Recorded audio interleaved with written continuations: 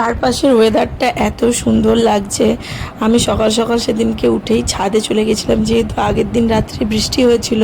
চারপাশটা এত সুন্দর লাগছিল দেখতে, আর একদম সকালবেলা ঠান্ডা ঠান্ডা একটা হাওয়া দিচ্ছিল, খুব ভালো লাগছিল। তো ছাদ থেকে নেমে এসেই আমি সবার আগে কুমড়ো কুটে নিয়েছি, কারণ সেদিন ছিল ষষ্ঠী। তো রান্নাবান্নার তো একটু তোড়জোড় ছিলই বটে। আর এই সমস্ত মাছগুলো কালকেই আনা হয়ে গেছিলো, তো নুন হলুদ মাখিয়ে রাখা আছে, আর মাংসটা সৌম্য জাস্ট আনলো।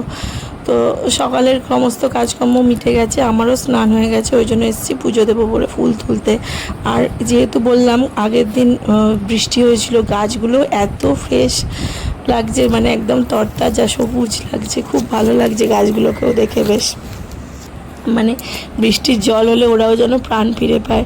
আমরা রোজই গাছে জল দিই, কিন্তু তারপরেও বৃষ্টির জলে যেন ওদের মানে একদম সতেজ তাজা লাগে। তো যাই হোক, চলুন নিচে পুজো টুজো করে নিই। এদিকে আমি রেডিও হয়ে গেছি, আমার ছেলেও রেডি হয়ে গেছে, শুধু সৌম্যই এখনও স্নান করছে। এবার ছেলেটাকে খাইয়ে নিয়ে তারপর বেরিয়ে যাব। তো সেদিন সকাল থেকেই ছেলেটার শরীরটা হালকা হালকা খারাপ ছিল, ওই যে দেখুন শুয়ে আছে পেছনে, মানে ঘুম থেকে উঠে তো শুয়ে থাকার ছেলে নয়। তো বুঝতে পারিনি যে ওর শরীরটা এতটা খারাপ করে যাবে। তো যাই হোক, আমরা বেরিয়ে পড়েছি। আমরা যাচ্ছি গাড়ি করে, আর সৌম্য পেছনে আসছে বাইকে করে। আসলে আমরা সেদিন গিয়েছিলাম ছোটো কাকিমণিদের সাথে। ছোটো কাকিমণিরা তো ব্যান্ডেলে থাকে জানেনই, আর ছোটো কাকিমণিরা যাবে হচ্ছে জাঙ্গিপাড়া, আর আমরা যাব চন্দননগর। তো একই রাস্তায় হবে খানিকটা। তো ওই জন্য ছোটো কাকু বলেছিল যে আমাদেরকে চন্দননগরে নামিয়ে দিয়ে তারপরে ওরা জাঙ্গিপাড়া যাবে। তো গাড়িটা যেহেতু এখান থেকেই যাচ্ছিলো, আমরা আগে উঠে পড়েছি। তো চলে এলাম ছোটো কাকিমণিদের বাড়ি, ওদেরকে নিয়ে। তো আমরা চলেও এলাম ফাইনালি চন্দননগর। আমার ছেলে এসেই খেলতে শুরু করে দিয়েছে, আর এখানে মা তাড়াতাড়ি করে আমাদের রিচুয়ালসগুলো পালন করছে, যেহেতু আমাদের আসতে একটু দেরি হয়েছিল। আসলে সেদিন ওই যে তারকেশ্বরে মোদিজির সভা ছিল, রাস্তায় প্রচণ্ড ভিড় ছিল। আমরা তাড়াতাড়ি বেরোলেও এই চন্দননগরে এসে পৌঁছেছি 12টায়। তো ওই জন্য তাড়াহুড়ো করে এখানে সমস্ত রকম রিচুয়ালসগুলো পালন করছে। আর আমার ছেলে বললাম এসেই খেলতে চলে গেছে মামাদের বাড়িতে, আর ও তো দিদি দাদারা আগেই চলে এসেছিলো। তো ওদিকে খাওয়া দাওয়া করে আমি এদিকে লেগেছি একটুখানি রান্নাবান্নাতে। মায়ের সমস্ত রান্নাবান্নাই হয়ে গেছিলো, শুধু এটাই বাকি ছিল। মা বলেছিল এটা তুই এসে করবি।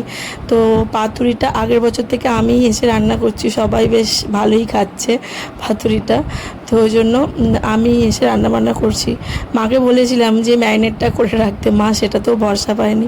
তো এখানে আমি মোটামুটি যেগুলো বেসিক হয় পাতুরিতে, তার মধ্যে আমি একটুখানি নারকেল কোড়াটা দিতে পছন্দ করি। নারকেল কোড়াটা দিলে বেশ টেস্ট হয়। আর মা এখানে টক দইটা দিয়ে দিল।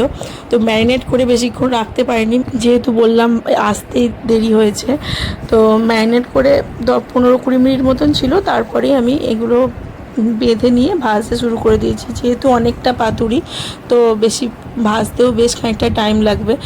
চারটের বেশি তো দিতে পারবো না। তো এদিকে আমি ভাজতে শুরু করে দিয়েছি, আর ওদিকে আমার ছেলে শরীর খারাপ বাড়াবাড়ি হয়ে গেছে।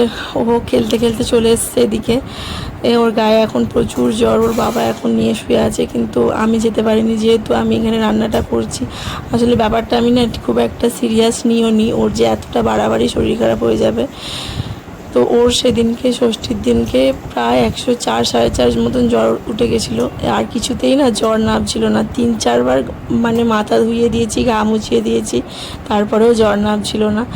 তো ষষ্ঠীর দিনটা আমাদের খুব খারাপই কেটেছে এক প্রকার। মানে আমার ছেলে কিছুই মুখে দেয়নি, এত কিছু মা রান্না করেছিল, আমার ছেলে কোনো কিছুই দাঁতে কাটেনি।